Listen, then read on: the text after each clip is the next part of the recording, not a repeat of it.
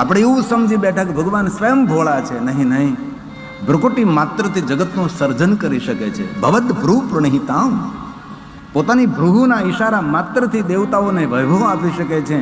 એ દેવતા ભોળા નથી, પણ ભોળા ને ભલા માણસો છે તેનો ભગવાન છે, તેમના ઈશ્વર છે.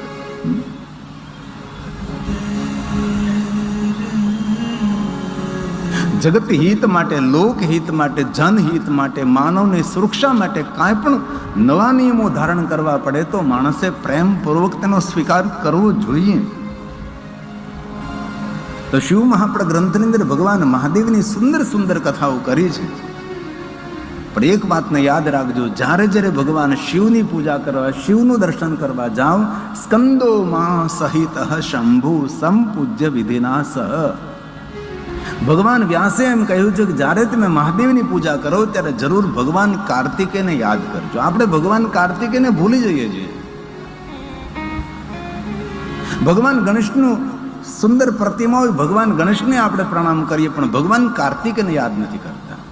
તો વિશેષ પ્રકારે ભગવાન વ્યાસજીએ શિવ પુરાણમાં ગ્રહ્યું છે કે જ્યારે ભગવાન શિવની પૂજા કરો ત્યારે ભગવાન કાર્તિકેય મૂળગઢ ષડાનંદ, મયુરનું વાહન છે, સ્કંદ જેનું નામ છે, દેવતાઓના સેનાપતિ છે. જ્યારથી દેવતાઓના સેનાપતિ ભગવાન કાર્તિકેય બન્યા છે ત્યારથી દેવતાઓનો પરાજય નથી થયો. તેથી રોજ ભગવાન કાર્તિકેયને યાદ કરવાથી કોઈ પણ ક્ષેત્રમાં તમે વિજય થાવ છો. આવા ભગવાન કાર્તિકેયનો ખૂબ મહિમા છે. જ્યારે દક્ષિણ ભારતની યાત્રા કરવાનો અવસર મળે તો દક્ષિણ ભારતની અંદર જેટલા પહાડો છે બધા પહાડો ઉપર ભગવાન કાર્તિકેય બિરાજે છે. જેમ આપણે અહીંયા પહાડો પર માતાજીનું મંદિર હોય એવી રીતે દક્ષિણ ભારતમાં પહાડો ઉપર ભગવાન કાર્તિકેય બિરાજતા હોય છે. જેની તપસ્થલી શૈલ પહાડ છે, જેની તપસ્થલી કૃષ્ણા નદીનું તટ છે, જ્યાં આપણું બીજું જ્યોતિર્લિંગ મલ્લિકાર્જુન મહાદેવ છે એ ભગવાન કાર્તિકની તપસ્થલી છે. જ્યાં સ્તંભેશ્વર મહાદેવ, કુમારેશ્વર મહાદેવ, સર્વેશ્વર મહાદેવ, દેવેશ્વર મહાદેવ, શિખરેશ્વર મહાદેવ, આ બધા જ મહાદેવજી એ શૈલ પહાડ ઉપર બિરાજે છે. કૃષ્ણ નદીના તટ પર બેસીને ભગવાન કાર્તિકેય તપ કર્યો છે. ત્યાં હિરણ્યકશિપુએ પણ ત્યાં તપ કર્યું છે. ભગવાન રામજીએ પણ ત્યાં તપ કર્યો છે. છત્રપતિ શિવાજીની કુળદેવી ભ્રમરંબા દેવી પણ ત્યાં બિરાજે, જે આપણે એક શક્તિપીઠ છે. અસુરોનો જ્યારે ત્રાસ વધ્યો હતો, જ્યારે અસુરોની સામે દેવતાઓ યુદ્ધ કરી થાક્યા હતા, ત્યારે મા જગદંબાએ પોતાના અંગમાંથી ભમરાઓને પ્રગટ કર્યા હતા અને બધા જ ભમરાઓ અસુરોને લશ્કરમાંથી હરાવ્યા. તેથી દેવતાઓએ તેની પૂજા કરીને કહ્યું કે આજથી માં તમારું નામ ભ્રમરંબા દેવી રહેશે. તેથી મલ્લિકાર્જુન મહાદેવના શિવાલયની પાછળ ભ્રમરંબા દેવી છે. 5 પાંડવોએ 5 શિવલિંગોની સ્થાપના કરી, જેથી 5 શિવલિંગ પણ ત્યાં રહેલા છે. દરેક તીર્થોમાં કોઈને કોઈ અલગ અલગ અલગ તેની ઉર્જા હોય છે. અલગ અલગ તીર્થોમાં જવાથી અલગ અલગ માણસને પુણ્ય અને ઉર્જા પ્રાપ્ત થાય છે. તેથી ક્યારેય પણ તમે દેવાલય શિવાલય જાઓ તો ભગવાન કાર્તિકેયને જરૂર યાદ કરજો. ભગવાન ગણેશજીને તો હોય, માતા પાર્વતીને પ્રણામ કરતા હોય, નંદી મહારાજને, કુર્મને પ્રણામ કરતા, બધાને આપણે વંદના કરતા હોય છે. પણ ખાસ વિશેષ કરીને જ્યારે પણ ભગવાન મહાદેવનું દર્શન કરો ત્યારે માતા ગંગાને યાદ કરો. શિવના સન્મુખ માતા ગંગાને યાદ કરવાથી પરિવારમાં પારાવાર પ્રેમ વધે છે. ભગવાન મહાદેવજી ગંગાજીને પોતાના મસ્તક ઉપર ધારણ કરે છે અને સ્વયં શિવજીએ પણ કહ્યું છે કે હે ગંગા, જે કોઈ તમારા નામથી મને બોલાવે છે તેના પરિવારમાં પારાવાર હું પ્રેમ આપીશ. હે ગંગેશ્વર, ગંગનાથ, ગંગનાથ, ગંગેશ્વર મહાદેવ, ગંગધારી મહાદેવ, આવા અનેક નામો શંકરજીના. ગંગાનું નામ જોડીને ભગવાન શંકરજીને યાદ કરવાથી પરિવારમાં પ્રેમની વૃદ્ધિ થાય છે. જ્યારે ભગવાન મહાદેવનું દર્શન કરીએ ત્યારે હર હંમેશા કાલભૈરવને યાદ કરીએ. જેટલા મહાદેવના ભક્તો છે સૌ શિવ ભક્તોના રક્ષક કાલભૈરવ છે. કાલભૈરવથી ડરવાની જરૂર નથી. કાલભૈરવ આપણા સૌના રક્ષક છે. ક્યારે કાશીમાં જવાનો અવસર મળે ત્યાં 64 ભૈરવ છે. એક લાટ ભૈરવ છે, મસ્જિદની અંદર છે. મંદિર તો આપણું પાડી નાખ્યું છે, પણ કાલભૈરવની મૂર્તિની એ લોકો હલાવી શક્યા નથી. અત્યારે પણ એ કબ્રસ્તાન અને મસ્જિદની અંદર લાટ ભૈરવ બિરાજે છે. ઘણા ઘણા આપણા પ્રાચીન ભગવાન મહાદેવના લિંગ સ્વરૂપ અકારેશ્વર, ઉકારેશ્વર, મકારેશ્વર એ બધા જ કબ્રસ્તાનમાં છે. આ છે લાટ ભૈરવ. ત્યારે કાશી જાઓ અને મસ્જિદની વચ્ચે છે. હવે જવાની છૂટ મળે છે. જ્યારે આપણું રાજ્ય નહીં હતું મોદી સાહેબનું, ત્યારે ત્યાં જવાની કોઈને પરમિશન નહીં હતી, ત્યાં મિલિટરી હતી, કોઈ હિન્દુને ત્યાં જવા દેવામાં નહીં આવતા હતા. પણ જ્યારથી આપણા મોદી સાહેબનું રાજ આવ્યું ત્યારથી આ બધા સ્થાનો ખુલ્લા કરી દેવામાં આવ્યા છે. મંદિરને છિન્ન ભિન્ન કરી નાખ્યું, મંદિરને પાડી નાખ્યું છે, મંદિરને તોડી નાખ્યું છે આ રીતે. અને ત્યાં મસ્જિદ બનાવી છે ને કબ્રસ્તાન બનાવ્યું છે એ લોકોએ. આવા તો ઘણા બધા સ્થાનો હું તમને દેખાડીશું. આપણે શું, આપણે ખાલી મંજીરા વગાડવાના, આપણે કાંઈ કરવાનું નથી, આપણાથી કાંઈ થવાનું નથી. એથી કાલે પણ કહ્યું હતું, સંગઠિત રહેજો. દરેક સમાજના માણસો સંગઠિત રહે, દરેક જાતિ જ્ઞાતિના માણસો સાથે રહે. જો આપણે સંગઠિત રહેશું તો જ આપણે, આપણું કચ્છ અને આપણી સંસ્કૃતિ એ સુરક્ષિત રહેશે. તો કાલ ભૈરવજી એ મહાદેવના ભક્તોના રક્ષક છે. દેવરાજ ઇન્દ્ર જેના ચરણની સેવા કરે છે, નારદાદી મુનિઓ જેની વંદના કરે છે, એ છે કાળ ભૈરવ. ઘણા ઘણા સંપ્રદાયના માણસોએ કાલ ભૈરવને એવા દેવતાઓ સામે, કાલ ભૈરવને એવી રીતે દુનિયાની સામે પ્રદર્શિત કર્યા કે મેલી વિદ્યાવાળાના દેવ છે. વિદ્યા કોઈ દી મેલી હોતી જ નથી ભાઈ. વિદ્યા જેવી ઉજ્જવળ વસ્તુ કઈ, જેની પાસે વિદ્યા છે તેને દેશ અને વિદેશમાં સર્વ જગ્યાએ તેનો આદર અને સન્માન થાય છે. તેથી વિદ્યા કોઈ મેલી વિદ્યા હોતી નથી. તેથી એવી વસ્તુથી કાંઈ ડરવાની કોઈ જરૂર નથી કે મેલી વિદ્યા હોતી જ નથી. એ બધું ખોટું છે. માણસે ભયભીત કરે, મેલી વિદ્યાના દેવ છે, શમશાનના દેવ છે, તાંત્રિકોના દેવ છે. અરે કાલ ભૈરવ સાક્ષાત શિવ છે, મહાદેવનું સ્વરૂપ છે. ક્યારેક શિવપુરાણ ગ્રંથને દેખો, કાલ ભૈરવજીનો મહિમા કોણે ગાયો? વિષ્ણુ ભગવાને ગાયો છે. વિષ્ણુ ભગવાને લક્ષ્મીજીને મહિમા સંભળાવ્યો છે. જ્યારે કાલ ભૈરવજી વૈકુંઠ લોકમાં ભિક્ષા લેવા માટે ગયા હતા, કારણ કે કાલ ભૈરવને બ્રહ્માજીનું મસ્તક છેદન કર્યું, એટલે કાલ ભૈરવજીને બ્રહ્મત્યાનું પાપ લાગ્યું હતું. એટલે બ્રહ્મત્યાના પાપમાંથી ભૈરવજી મુક્ત નહીં થતા હતા, એટલે વૈકુંઠ લોકની અંદર ભિક્ષા લેવા જાય છે.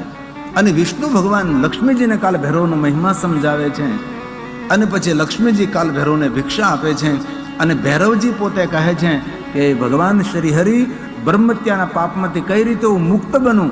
ત્યારે ભગવાન વિષ્ણુજી કાશીનગરનો મહિમા સમજાવે છે. અને વિષ્ણુ ભગવાન કહે તમે કાશીનગરમાં જાઓ, કાશીનગરમાં જાઓ એટલે તમને બ્રહ્મત્યાના પાપમાંથી મુક્તિ મળશે. એટલે ભગવાન વિષ્ણુએ કાશીનગરનો મહિમા ગાયો. કાશીનગર કોનું છે? ભગવાન મહાદેવનું છે. મહિમા કોણે ગાયો? વિષ્ણુએ ગાયો. શા માટે? એકાત્મ જોડવા માટે. મમદે વિષ્ણુ વિષ્ણુ હૃદય અહમ. અંતે સૂર્ય એક છે, અસંખ્ય તેના કિરણો છે. એ દરેક કિરણોનું ઉદ્ગમ સ્થાન સૂર્યનારાયણ છે. એટલે કોઈ પણ સંપ્રદાયના નામથી, કોઈ પણ દેવી દેવના નામથી આપણી જાતનું વિભાજન ન કરવું. આપણે જુદા નથી પડવાનું, આપણે સૌ ભેગા રહેવાનું છે. આપણે સૌ એક સૂર્યના કિરણો છીએ, એક ઈશ્વરના સંતાન છે, એક ઈશ્વરના અંશ આપણે છીએ. તેથી ભગવાન વિષ્ણુજી કાશીનગરનો મહિમા ગાયો અને કાલ ભૈરવજીને કાશીનગરમાં જવાનું કહ્યું. કાશીનગરમાં કાલ ભૈરવજી ગયા એટલે બ્રહ્મત્યા પાતાળમાં જતી રહીને ત્યાંથી ભૈરવજી કાશીનગરમાં રહે છે. તેથી કોઈ પણ કાશીની યાત્રા કરે છે તેને ભૈરવજીના દર્શન કરવા પડે. અને જે કાશીમાં નિવાસ કરે છે તેને દર મંગળવારે ભૈરવજીના દરબારમાં હાજરી લગાવવા જવી પડે છે. તેથી મહાદેવના ભક્તોના કોઈ રક્ષો હોય તો કાલ ભૈરવજી છે. તેથી જ્યારે જ્યારે તમે મહાદેવનું દર્શન કરો ત્યારે કાલ ભૈરવને જરૂર યાદ કરજો. ક્યારે તમને સોમનાથ જવાનો અવસર મળે તો સોમનાથથી થોડે દૂર ચંદ્રમૌલેશ્વર મહાદેવ, એની બાજુમાં કાલભૈરવજીનું સુંદર સ્થાન છે, પણ કોઈ જાતું નથી. પ્રભાસ તીર્થ સોમનાથમાં 32 થી 33 શિવલિંગો, પ્રાચીન શિવલિંગો છે. પણ આપણે એક સોમનાથ મહાદેવનું દર્શન કરીને આવતા રહીએ છીએ, ત્યાં અન્ય આપણે શિવલિંગોનું દર્શન નથી કરતા. ક્યારેય પ્રભાસ તીર્થમાં જવાનું મન થાય ત્યાં આ સ્થાનમાં ઘણા બધા પ્રાચીન ભગવાન મહાદેવના લિંગ સ્વરૂપો છે. જે આપણું સોમનાથ મહાદેવનું અત્યારે જે શિવલિંગ છે તેના કરતાં પણ પ્રાચીન શિવલિંગો પ્રભાસ તીર્થમાં છે. સોમનાથ આપણા સૌનો પાવર હાઉસ છે. ક્યારેક કોઈ જગ્યાએ ગમે નહીં, અણગમો થતો હોય, કંઈ ગોઠે નહીં, હોરવે નહીં, કામ ક્યાંય પાટે ચડતો ન હોય કામ, જ્યારે એકવાર સોમનાથ જઈ આવવાનું એટલે આપણને ઉર્જા મળી જાય. સોમનાથ આપણને પાવર આપનારું આપણું પાવર સ્ટેશન છે. આપણું પ્રથમ જ્યોતિર્લિંગ છે, પહેલું જ્યોતિર્લિંગ છે એ સોમનાથ મહાદેવ છે. તેથી શિવપુરાણ ગ્રંથમાં કહ્યું છે તત્ફલમ લભતે શંભુ તદ બદામ યથાશ્રુતમ સ્કંદો મા સહિત શંભુ. ભગવાન ગણેશજી, ભગવાન કાર્તિકેય, માતા પાર્વતી અને શંકર ભગવાન, આ ચારો દેવતાઓને નિયમિત માણસો યાદ કરવા જોઈએ. આ ભગવાન વ્યાસજીએ કહ્યું છે, સ્કંદમાં સહિત શંભો સંપૂજ્ય વિધિના વિધિવત તેનું પૂજન કરવું અને ચાર દેવતાઓની પૂજા કરવાથી જે ફળ મળે છે, યત ફલમ લભતે ભક્ત્યા તદ વદામિ યથાશ્રુતમ તદ વદામિ યથાશ્રુતમ. ભગવાન શિવનું જે પૂજન કરે છે, મા પાર્વતીનું પૂજન કરે છે, ભગવાન કાર્તિકેયને, ભગવાન ગણેશજીને જે યાદ કરે છે તેને કેવું ફળ મળે છે? તો કે અત્ર ભુક્તવા ખિલમ સંખ્યમ, સંસારના ભોગ મળે છે અને સંસારના સુખ તેને મળે છે. ભગવાન શંકરજી એવા એક દેવ છે, જીવનની દરેક કામના મનોકામના પૂર્ણ કરનારા ભગવાન મહાદેવ છે. પુત્ર પૌત્રાદિ સંયુક્ત શુભમ, પુત્રનું પણ કલ્યાણ થાય, પૌત્રનું પણ કલ્યાણ થાય. પૌત્ર એટલે દીકરાનો દીકરો, પૌત્ર, સૌનું શુભ થાય છે. તતો યાતિ મહેશસ્ય કહ્યું લોકે સર્વ સુખાવય. જે મનુષ્ય મહાદેવની ભક્તિ કરે છે, સંસારના દરેક સુખ ભોગવી અને સુખપૂર્વક આ લોકને છોડીને ભગવાન મહાદેવના લોકમાં સુખપૂર્વક જાય. જીવનનું મોટામાં મોટું દુઃખ છે આ લોક છોડવાનું અને શરીરને છોડવાનું. એ મોટું દુઃખ આપણને લાગે છે, પણ મહાદેવની જે ભક્તિ કરે તેના માટે કહ્યું લોકમ સર્વ સુખાવય. જીવનના દરેક સુખ ભોગ ભોગવીને, જો એક વસ્તુ યાદ રાખજો, ભગવાન શંકરજી મુક્તિને મોક્ષ જ નથી આપતા. ભગવાન શંકરજી સંસારના ભોગ આપે છે. ભોગ એટલે આપણી સુવિધા, બધી જીવન જીવવા માટેની વ્યવસ્થા, જીવન જીવવા માટેની સુવિધા, એને ભોગ કહેવાય. ભગવાન શંકરજી ભોગ પણ આપે ને ભોગ ભોગવવાની શક્તિ પણ આપે છે. આ દુનિયામાં ઘણા લોકોને ભોગ બહુ જ મળ્યા છે, પણ ભોગ ભોગવવાની શક્તિ નથી તેની પાસે. ઘણા ધનવાનોના ઘરે મેં જઈ તો ડાઇનિંગ ટેબલ ભોજન વ્યંજનથી એટલું બધું ભરેલું હોય, આટલા બધા ભોજન, એટલા બધા વ્યંજન હોય, પણ કાંઈ ખાઈ શકતો નથી, બેઠો બેઠો મમરા ખાતો હોય. કારણ કે ભોગ મળ્યા પણ ભોગ ભોગવાની શક્તિ તેની પાસે નથી. તેથી ભગવાન મહાદેવજી એવા દેવ છે ને, જે પરમ શિવનો ભક્ત હોય ને એ છેલ્લા શ્વાસ સુધી આરોગ્યથી ભરપૂર હોય છે. શિવજી આરોગ્ય આપે છે, શિવજી આરોગ્યના દેવ છે. ઉર્વારુકમે બંધનાત મૃત્યુ ક્ષેમામૃતાત, એવી રીતે સંસારના બંધનોમાંથી મુક્ત કરે ભગવાન મહાદેવજી પરિપક્વ થયા બાદ. અધૂરો તેને સંસારમાંથી મુક્ત ન કરે. અને જન્મ મૃત્યુ જરા વ્યાધિ, વ્યાધિમાંથી મુક્તિ કરે. જરા એટલે વૃદ્ધાવસ્થા, જર્જરિત શરીર. મહાદેવનો જે પરમ ભક્ત હોય તેને શરીર ભલે વૃદ્ધ દેખાતું હોય, પણ તે માનસિક રીતે જર્જરિત થતો નથી. મહાદેવના ભક્તોને કોઈ વૃદ્ધાવસ્થા ના આવે, તેને બુઢાપો ના આવે. જે સંપૂર્ણ ભગવાન શંકરજીના ભક્ત હોય છે એ શારીરિક અને માનસિક એ તંદુરસ્ત હોય છે, પ્રફુલ્લિત હોય, આહલાદિત હોય છે. પછી ભલે કોઈ અફવાદરૂપ બીડી પી પીને પોતાના સ્વાસ્થ્યને ખરાબ કરી દે, ચલમ પી પીને પોતાના સ્વાસ્થ્યને ખરાબ કરી દે, વ્યસન કરીને પોતાના સ્વાસ્થ્યને ખરાબ કરી દે, એ બાબત અલગ છે.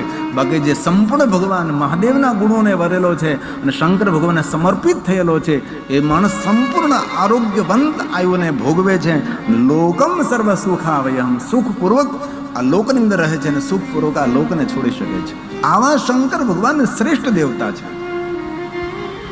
એક શ્લોકમાં તો એવું કહ્યું છે કે સૂર્ય કોટી પ્રતિકાક્ષય, કરોડો સૂર્ય સમાન પ્રકાશિત અને સૂર્યના કિરણ સમાન ગતિથી ચાલતું ભગવાન શંકરજી એમના ભક્ત માટે વિમાન મોકલે. વિમાને સર્વ કામય ગઈ.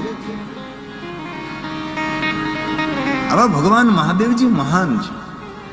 શિવજી ખાલી કા નંદી જ નથી રાખતા, તેના ભક્તો માટે વિમાન પણ રાખે છે. નંદી તો ધર્મનું પ્રતીક છે.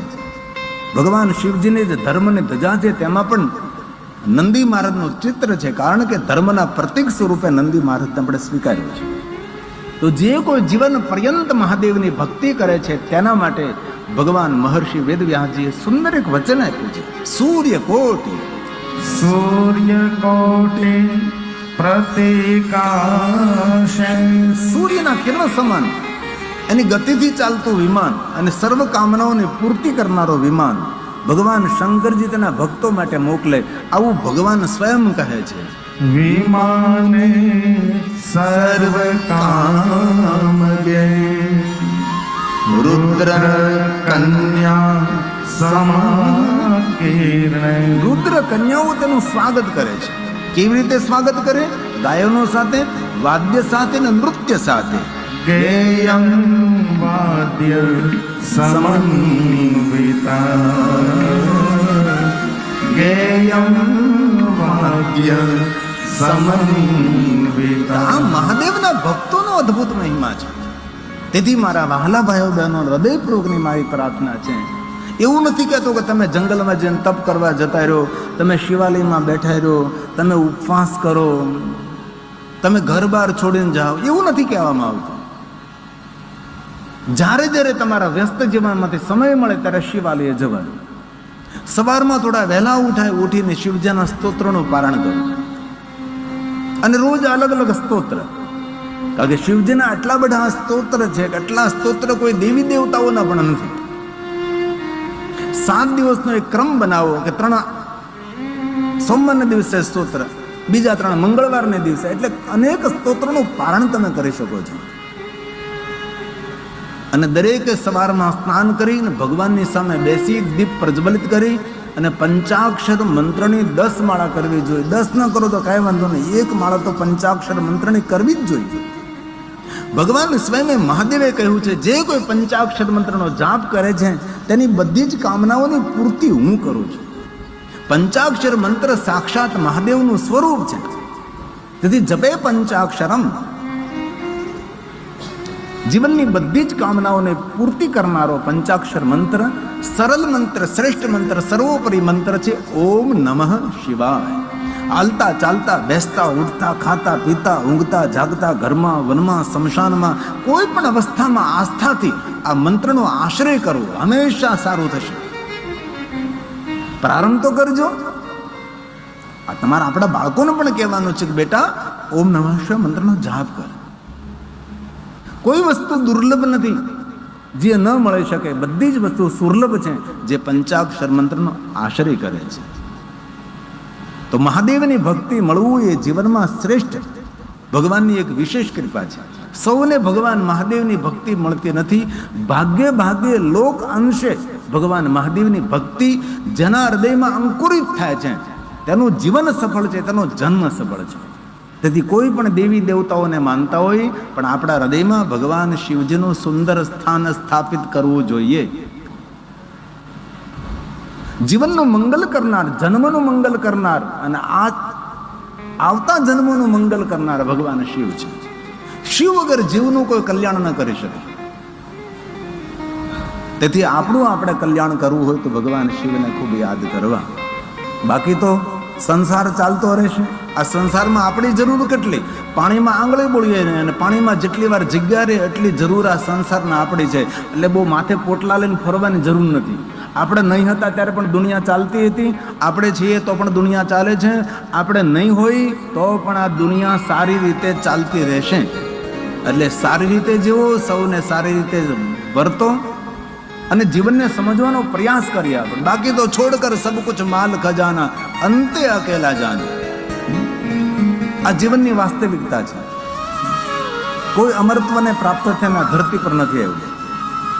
ક્યારે જીવન અલ્પ છે, પૂર્ણ વિરામ પામે તેની આ દુનિયામાં કોઈને ખબર નથી. જીવનનું સત્ય, જીવનનું રહસ્ય.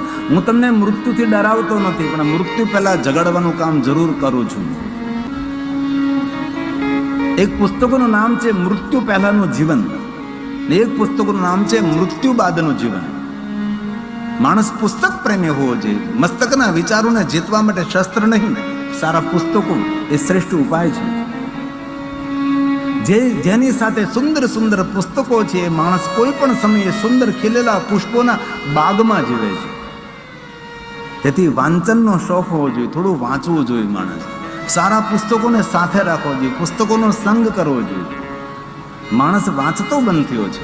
સારા પુસ્તકો વસાવો. અમારા પરમ પૂજ્ય પરમ વંદનીય વડોદરા નિવાસી ગુણવંત શાહ લેખક છે, એ એમ કહે છે કે જેના ઘરમાં સારા 10 પુસ્તકો ન હોય એના ઘરની દીકરી લેવાય નહીં ને દેવાય નહીં. કારણ કે પુસ્તક માણસના જીવનનું શ્રેષ્ઠ માર્ગદર્શન કરે છે. જીવનનું શ્રેષ્ઠ માર્ગદર્શન કરનાર શ્રેષ્ઠ એક પુસ્તક છે લોક વ્યવહાર.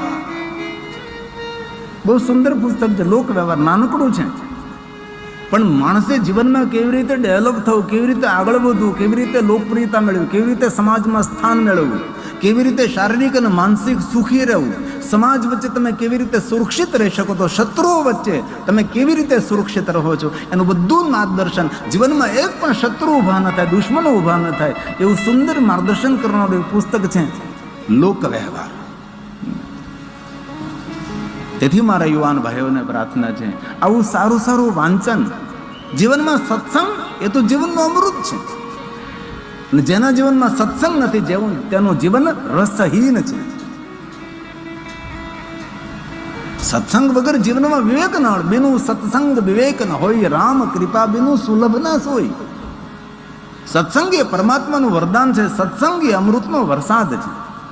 જેથી એવું નથી કહેતો કે 24 કલાક તમે સત્સંગ કરો. ક્યારેક ક્યારેક આવા દિવસો ઊભા થતા હોય છે, અને કેટલા પ્રયાસ, કેટલા પુરુષાર્થથી, કેટલી મહેનતથી આ કથાને સફળ બનાવવા માટે સ્વયંસેવકો કેટલું કામ કરતા છે. ગઈકાલે મને કહ્યું રમેશભાઈ ને ભાઈ બધા ભેગા થઈને કે કાલે 25,000થી વધારે ભાઈઓ બહેનોએ પ્રસાદ લીધો. 25,000 આ કે નાની સંખ્યા કહેવાય એ વનબગડાની અંદર. તો 25,000 ભાઈઓ બહેનોને પ્રસાદ લેવા માટે વ્યવસ્થા, એમાં સ્વયંસેવકોએ કામ કેટલું કર્યું છે. કથાના જજમાન છે પ્રણમ્ય છે, કથાના જજમાન ખરેખર વંદનીય છે, કથાના આયોજક વંદનીય છે. ખરેખર જો વંદનીય હોય તો જે પુરુષાર્થ ને પરિશ્રમ ધોમ તાપની અંદર જે સ્વયંસેવકની ભૂમિકા બજાવે છે તે આપણા સ્વયંસેવકોને ખૂબ તાલી ઓળે આપણે આશીર્વાદ આપીએ છીએ તેને.